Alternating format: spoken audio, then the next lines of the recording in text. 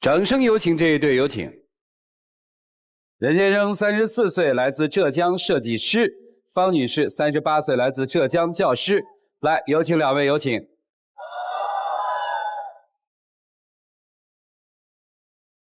欢迎两位哈。这个小片里面有几个关键词啊，叫不给力啊，玩游戏啊，死循环，还有一个特别重点叫二胎之家哈，给了个背景，大宝多大，二宝多大？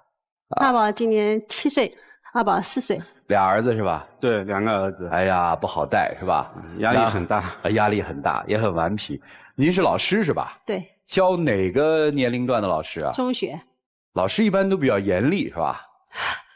在家里的要求也比较那个是吧？就像他说的是职业病嘛。啊，职业病啊。说说怎么不给力吧？像我们现在这个情况，2个都是男孩子嘛，就是特别皮。我们老公的话喜欢玩游戏，在照顾小孩子身上啊，或者在干家务身上就不用心。简单举个例子啊，然后比方说有一次，我要去给他换尿片，我们小孩子啊，小的时候嘛，他就在那边玩游戏，尿布解开之后发现有臭臭，我要打盆水嘛，我说你给他肚脐眼盖一下，然后他就一手玩游戏，然后用一个手指头摁了他肚脐眼。知道吗？他脑子里就是玩游戏，就听到盖下肚脐眼这几个字就盖下肚脐眼，就是盖上了呀。他那对呀，盖上了呀，天气也不冷。小孩子很容易生病的，脑子里打游戏的时间很多干家务就是不用心嘛就是还有比方说有一次去那个超市里，我说买个鸡啊，炖个鸡汤喝什么的，买了之后我估计的他就是水冲了一下。整个放锅里去炖炖2-3个小时，我回来他说很幸福，我今天炖鸡很好，然后我就一吃喝那个汤，我觉得怎么有点苦呢？我就扒开那个鸡一看，所有的内脏他都没有取出来，都不看一下内脏整个在里面，你看炖出来这个鸡是什么样味道？你结婚多少年了？8年了。对呀，结婚也8年了，才发现有这问题啊。也不是，小的时候嘛，父母有帮忙来带，他就活就比较少。他本身自己也是个独生子女嘛，家里活也干得少。现在我们小宝上幼儿园了嘛，然后我们觉得老人带的话不好教育，就主要我们2个自己带。所以过去孩子是父母帮着带啊？对。谁的父母啊？您的父母还是先生的父母？我父母。什么时候开始这个姥姥姥爷不再管这俩孩子？就是二宝上幼儿园。3岁。对。也就是说，这一年的矛盾应该是冲突最大的，从3岁到4岁。还有一个有一个原因就是我们大宝上1年级。1年级的话要辅导功课啊，现在很多人说就是老母亲辅导功课简直就要心脏搭桥的那种，很辛苦很辛苦，你知道吗？我这个脾气1年级嘛也比较差。大宝因为以前是我妈带嘛，就脾气可能不是很好学校里要哭闹，老师经常给我打电话，然后成绩也是从后面数上来，他说大概第几个就这样。那我自己是老师，我也要面子，你知道吧？就是我觉得这个我压力很大，真的很大。所以孩子的学习让您焦虑是吧？很焦虑。这个二宝的成长让您焦虑是吧？这个时候就越发觉得这个先生不给力是吧？对。有他说的问题那么严重吗？我觉得是他过于焦虑了。说说你的理由吧。我觉得我们小孩也挺聪明的，他可能就是现在还没开窍。教育功课的时候，他心脏也要搭桥。我在外面，我听到他那个吼声，我也要搭桥。因为小孩子，比如说这个字写的没照他要求啊，口上念的这个题目不够啊，这会儿出来，只要看到我闲在那里，家里有点不干净，我就已经来不及了。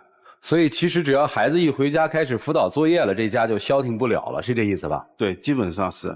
你陪二宝玩呗。他就是陪是这样陪的，给他讲故事讲着讲着就看手机了，然后我们二宝就是溜到我这里来了，妈妈你跟我讲，我一边要辅导这个，我又要弄这个，我就要喊他了。是吗？小孩子讲了几个故事以后他就要跑去玩了嘛，那我就想我稍微歇一下那他一不留神窜到他哥房间里，然后平常为这事儿吵吗？夫妻之间？经常吵。吵得厉害吗？这样，因为小孩子在，我觉得不能在小孩子面前经常吵就是我老压抑着，压抑的时候，这个人脸色是很难看的，看他什么都不顺眼，其实是这样一个状态那现在这家务谁做呀？他活是干的，但是就是干的不用心。哎呀，干了就行了嘛，还要可是干的不好，你知道吧？原来我们2个人单身的时候，你弄乱点，我来收拾一下，问题不大啊。现在2个小孩子，他们破坏力太强了，所以才收拾不好嘛。他老是说我不干活、不做家务，但很多时候我做了，我觉得做了以后，他就还是挑剔，他还是要来说我。那有的时候我就想偷个懒，那反正都是挨批嘛。不，他有时候鼓励我一下。他有时候觉得家务活，比方说我说你洗个碗吧，他就把碗洗了啊，灶台几乎不擦，随便弄一下。油烟机也从来不擦，你说多少脏？我说你每天擦，就抹一下就行了。那就这样，还态度还很差，说我洗碗的时候你就不要进来。那你后来说了，我不是也擦了吗？擦的是一塌糊涂。我觉得他这个嘴巴就是不停的说，不停的说，我都觉得我有叛逆心理啊。我就感觉我养了3个儿子，多幸福啊！多辛苦啊，你知道吗？不是您。我一听起来您不干家务啊，您是回来以后指点江山啊？不是这样的啊！我一回到家，他就是烧饭烧一半嘛，菜不会烧，我来烧。烧了饭之后，我伺候小孩子吃饭，那小宝不是还要这跑上跑下，弄了一塌糊涂，我还伺候他吃饭。吃完饭呢，有时候我洗碗，有时候他洗碗那么洗完之后，那辅导大包作业，就鸡飞狗跳要哭完闹那个2-3个小时，我就一直在那边站着，你知道我都不坐，我都站着的，站2-3个小时这样陪着他。我多累，然后弄完了之后，小宝一会儿又扯进来，妈妈，你给我讲故事。有时候我说你先坐会儿，我给弟弟讲个故事。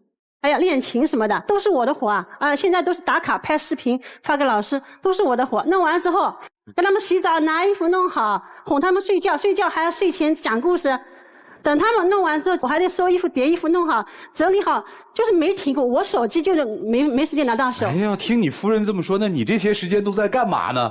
从你老婆进家门之后，你在干嘛？给我们描述一下吧。对，就这样。我一进家门，他就觉得进家门以后，我略有放松。对，你说说是怎么略放的吧？你看衣服我也洗也晒，但是就是少了一点。那关键就是我觉得他要稍微鼓励我一下，说点好听的，我就动力足嘛。我这老是一个被呵斥的状态。您这我听着多多少少有点自己找罪受的意思，是吧？哎呦，儿子洗澡应该交给他呀。小宝4岁啦。不是，不太喜欢爸爸。就像我们辅导作业，我们大宝就不要爸爸辅导的。为什么？他平时也不来辅导，关键时候，比如我在辅导的时候，冲进来，你这写的这么差。比方说口算，老师说你2到3遍。对，这个给我们这个当爹的起过一个外号。叫抽风式管教啊，就是今天发疯了，我来发一下疯啊。平常持续的都交给妈，是吧？对。发疯的时候咱们出现一下，是这意思吧？咱这样吧，咱提期望吧，好不好？就是希望变成什么样吧？现状咱们听出来了啊，那有啥期望和期待呀？我是这样，首先干家务。你不要老想着你是帮我来干的，家务又不是我一个人的，你不能老觉得好像我让你干这你就干这个。对，你主动一点嘛，你眼里找点活，你不要老是。老师这个话在管理上面就一句话，变让你干到你要干。对，你要达到这个标准是吧？对。第二个就是游戏少打一点，还有嘛就是在教育小孩子这一块，你要不就承担一部分。你要不就别来拖后腿，给我打岔。我好不容易自己压制住了，你还给我给掀起来啊？那您是希望他和风细雨，还是说他就压根儿不管？我觉得他肯定承担一部分，比方说小宝，你就交给你了，分工明确。对啊，主动参与，分工明确，这是您的2个要求和期待。是的，您的要求和期待呢？我其实也知道他辛苦，我希望他就是对我态度好一点，尤其是很多时候他教育完小孩子，看到我就是。怎么看怎么碍眼，我有时候也过得胆战心惊的，受了好多气是吧？对，委屈吗？有一部分吧。行，您把那个死循环给我描述一下。你为什么觉得你们家是个死循环？因为小孩子学习有点欠缺嘛，那他去辅导啊，他很多时候心情不太好，出来以后，我很快就心情不太好了，因为他就冲我发火嘛。然后那我有的时候路过看到小孩子这字写的不行，那我。路过，我就会说他嘛，然后过一会儿他写的更差，然后他又得找我啊。你们在儿子面前争吵吗？吵也吵，我有时候就是我一想到不能在孩子面前吵，我不跟你吵。其实那小孩子很聪明的，他们早就感受到我们家气氛就是不太好哈，不太好，对啊。尤其大宝他能感受到。我这儿有点东西啊，给你们俩谁先看呢？字儿还可以哎。啊。1年级的字儿还可以，我们家大宝吗？我来看一下。编导去的时候，你看当妈的和当爹的不一样啊。看一下吧。我看一下。啊，是他写的吗？是儿子的字吗？是，确实有点差啊。挺好的，1年级，他要求很高的。来，您回去啊，看一下。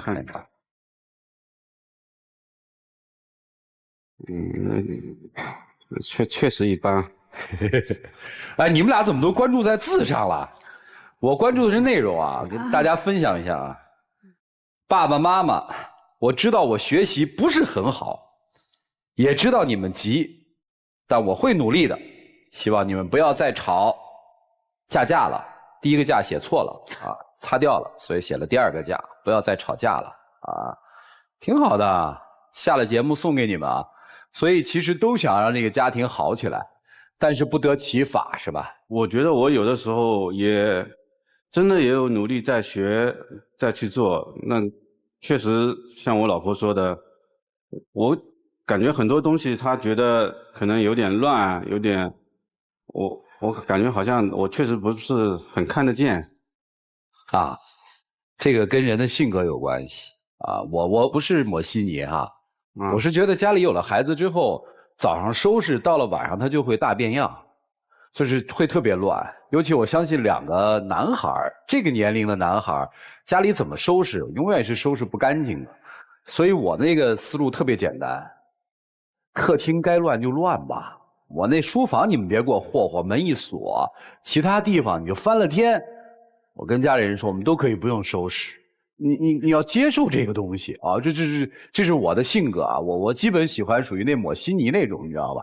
当然我相信这今天在座的都是做爹妈的嘛，咱们就分享一下，因为我觉得这个没有谁做的特别好，每个家庭的情况都不一样，咱们看看怎么能把这种焦虑啊、不适啊、辛苦的东西给它转化一下，在辛苦当中能找点那个幸福的玩意儿，别天天好像苦到最后觉得到底图什么，其实过程还是挺幸福的。接下来我们一起进入丘比特问卷。方女士，我跟你分享一下女人的智慧哈。我觉得做女人呢，就是要工作上一丝不苟，生活上难得糊涂。我觉得你需要调整2方面的状态，第一方面是你的家庭处理问题的方式方法，第2方面就是你的心态。我们先来说这个方法，你会发现我们在教学的时候，有的时候正向的反馈远远要比负向的反馈让他获得的更多。1次鼓励也许比10次批评让他成长得更快。那这个方法到成人身上一样适用啊。男性是什么？他是一种直线性思考的生物。你跟他讲，你说来你把肚脐盖上，他真的就会只把肚脐也盖上。所以如果你希望他可以做得很好，你要给他做示范。家务，我这个地要拖到什么样的程度，这个房间大概要做一个什么样的清扫才是合你要求的，你要明确的告诉他。然后他在做的时候，你要跟他讲说，这里做得很好，但是如果这样就更好了，老公加油。这样会不会心里面好受一点啊？那美的。这是一种就是沟通的方式方法。第2方面就是你自己的心态。我非常的理解你，因为我也是一个母亲，但是不要过于焦虑。做女人啊，对待生活有的时候要睁一只眼闭一只眼。比如说这里乱了，他也不是没有做，差不多就行。孩子的课业我们尽力就好，至于他能取得什么样的成绩，有的时候也不是我们能去替他答题的。所以你现在就是过分的焦虑，这样的焦虑就反馈到先生，反馈到孩子。因为妈妈经常会河东狮吼，所以要更平和一点，整个的家庭氛围就会更和谐，这是您需要调整的。那作为先生，老婆一回家您就下班了吧？不要说2个孩子的妈妈，就是1个孩子的妈妈，基本上24个小时当中，她需要工作16个小时。我睁开眼睛就开始忙活我儿子那点事儿，一直到晚上10点，他闭上眼睛，我才算结束。我昨天出差的时候，我要收拾行李，但他就会一直在旁边捣乱。我放一件进去，他给我拿出来一件。我说来去找爸爸，他去找爸爸了。这个时候我就在隔壁听到我先生说去找妈妈玩，你说你的火蹭一下就起来了，对不对？为什么要去找妈妈玩？你帮我看一下又怎么样呢？这就是你太太目前的状况。忙完老大，忙老二，忙完老二做家务，其实你做的还可以，但是可以更好。比如，你就把家里的卫生搞干净，这是第一点，家务分工，你来整理卫生，你来整理所有的东西。第二点，饭给人家做好，上一天班很累，他回来喂孩子。第三点，老二归你了，老大归老师管学习，等上小学以后，老二的学习也可以归他，你再负责其他的。这样的话，我们是一个家庭，我们共同为这个家庭承担经济方面的责任，承担陪伴方面的责任，承担家务的责任，这样就是幸福的一家4口。祝福你们，谢谢。好，谢谢连老师。于老师，那我看到的是这家4口一个紧张和焦虑状态，从大人到孩子都是这个样子。有时候我们做那个事儿本身啊就已经很累了，带着一个焦虑的情绪比做事本身更累。是的，不要说哎呀我家生了个2宝，活多了，我们任务就多了。那如果你都很开心，享受2个宝宝这种幸福之家，其实做起来应该越做越开心才是。女人有的时候呢心比较细，对吧？会容易挑出来男方一些在教育孩子方面的一些粗心和不得当。那我问一下，就是在你们的这个教育孩子和生活当中，你有哪些不好的地方或者问题呢？因为你总是挑别人挑得很好。我觉得可能就是他老说的职业就要求比较高，看不得就是眼里有问题，哎，反正说不定就焦虑。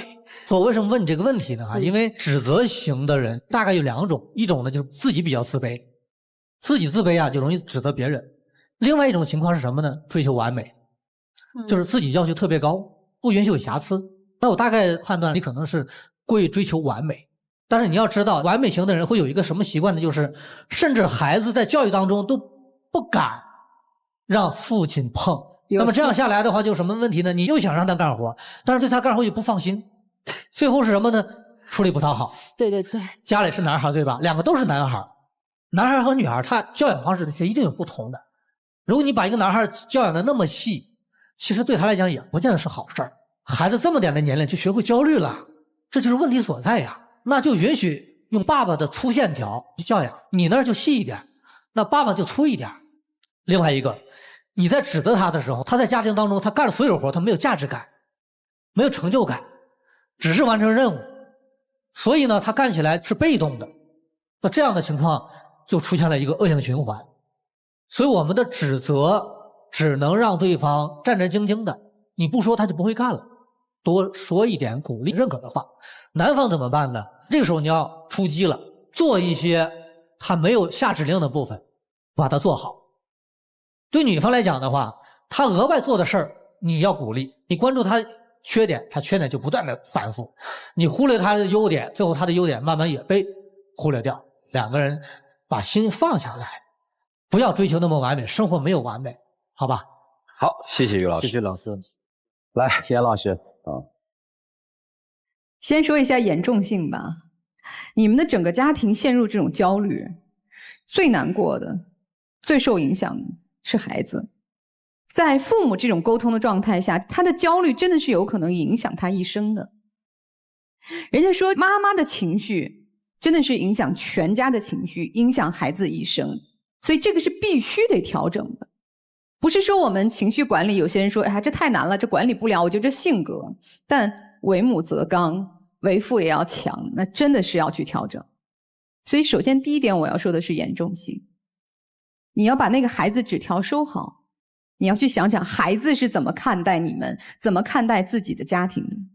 我希望他是个快乐的孩子，你们这么爱他，其实所有的焦虑不都是源于爱孩子吗？爱孩子固然是家庭中很重要的责任，但夫妻相爱才是家庭的原动力。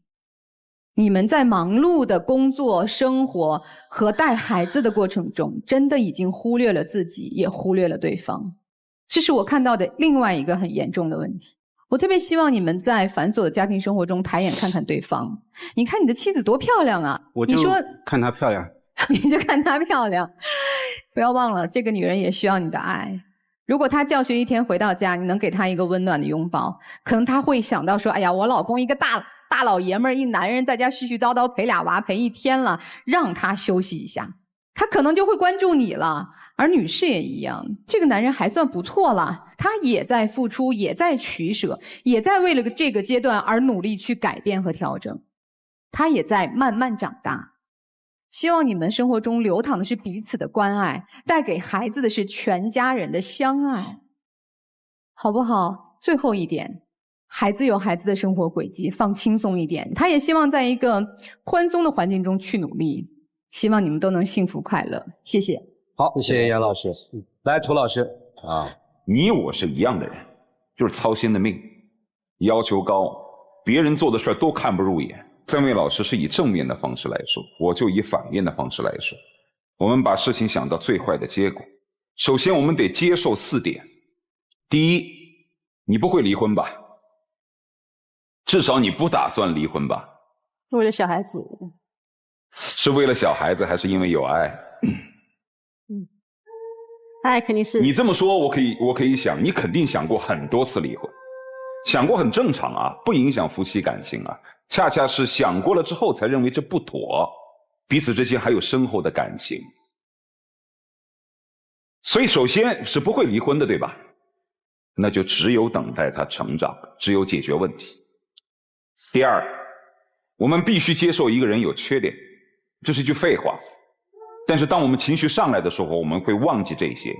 当我们情绪上来的时候，在要求对方的时候，总希望对方是完美的，按照你的想法去做的，我们就忘记了这句话：人都是有缺点的，只是缺点有大有小。第三，我们要接受一个人的缺点，也许这一辈子都无法改变。一个人性格的养成和很多生活习惯的养成，是前几十年来的综合效果。你会发现很多人过了一辈子，他的缺点这一辈子就是改不了。事实上就是这样，所以婚姻是适应和成长，不是改变。最后一点，一个人要成长，你必须付出代价。如果你要让他一个不会做饭的人去做饭，学着做饭，你就要准备牺牲掉这间厨房。当我们觉得我们不会换人，我们也觉得一个人就是有缺点的，我们也认同缺点短时期内改变不了，只能够改善。而且我们也认同一个人的成长是需要付出代价，那我们只能睁一只眼闭一只眼，甚至有的时候要2只眼睛都闭上。最后说一点，就是分工要明确，承担要灵活，我们要彼此为我们的分工付出责任，但是在参与和承担的时候却不能那么明确。所以当分工明确了之后，还是得互相帮衬。当真正在生活当中参与起来承担的时候，我们不能说老大就是你管的啊，我绝不管，你还是他妈妈。所以家庭就是这样，我们首先得接受，一定要接受，我们再去期待我们能期待。至于夸男人这一点，我觉得是怎么夸，他哪怕是改变了一点点，你都得夸，因为男人本来就需要被认可嘛，女人是需要被理解的。你要学会为他点赞，你要学会像在学校老师给孩子贴小红花一样，你也给他贴贴小红花，好吗？好的，话就说到这里，祝你们幸福。好，谢谢涂老师。谢谢老师啊。我想说，我们很多家庭，大多数的家庭，在有了孩子之后出现的最大的问题是父母没有成长。就是我们有了孩子之后，其实我们的生活方式和思维方式是应该变化的，但是我们没有变化，我们还是按照我们过去的那些方式在做。家长为什么会焦虑？因为我们缺少了在婚后的学习，所以我们成长的特别慢。学习是成长的第一个核心。第二个核心其实很有意思，就是角度。我过去也不知道怎么跟那么点的小孩聊天，你知道吗？后来我看了一个妈妈写的东西，我觉得写的挺好。你就天天2个问题就够了，就是你跟我说你今天的开心事儿，你跟我说说你今天的不开心事儿。就是晚上跟闺女夜谈的时候，就我哄她睡觉的时候，她会说：“爸爸，你今天的开心事儿是什么？”我就跟她讲。她说：“你有不开心的事儿吗？”其实我有很多，但是我不能跟她讲。我希望她认为世界是美好的。我说我没有。就说到这儿，我觉得这个谈话结束了。灯关5分钟以后必然睡着。这个时候是我一天刷手机的时候，其实我用的时间也不多。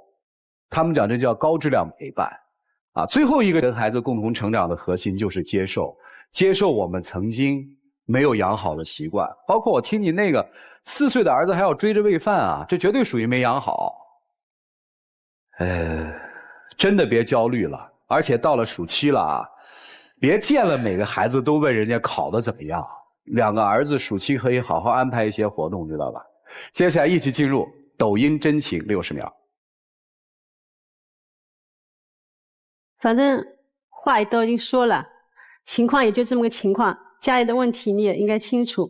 如果你真能够做到回到家把手机放下，我觉得其实很多家务活你干就可以了。我尽量把要求降低一点，那么你自己嘛也上点心，好吧？主要还是为了小孩子，对不对？然后你要能做到就行，做不到的话，这个情况你自己看着办就行。我也知道你每天回到家已经很辛苦，我也知道我确实做得不够好。那我也答应你，以后在家里尽量能做的多做一点，把手机放下来。也希望你在我做了努力改进之后，多夸我一下，让我有一点成就感。谢谢2位，请回吧。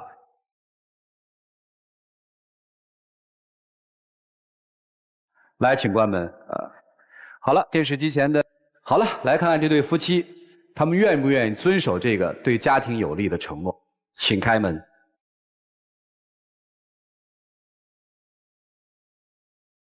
呵，来吧。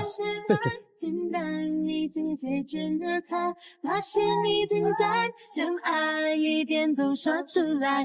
哦哦哦哦，快乐涌上来。哦哦，相片能做到啊？他下班之后做不到也得做到，我要不出来我就有生命危险。你就尽量多鼓励他一下，像鼓励学生一样。哎，别太挑剔了，有2个儿子的家能干净了。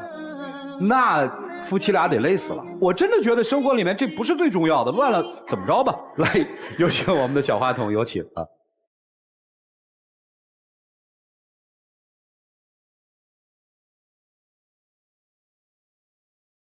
否谁能把你降临我身旁？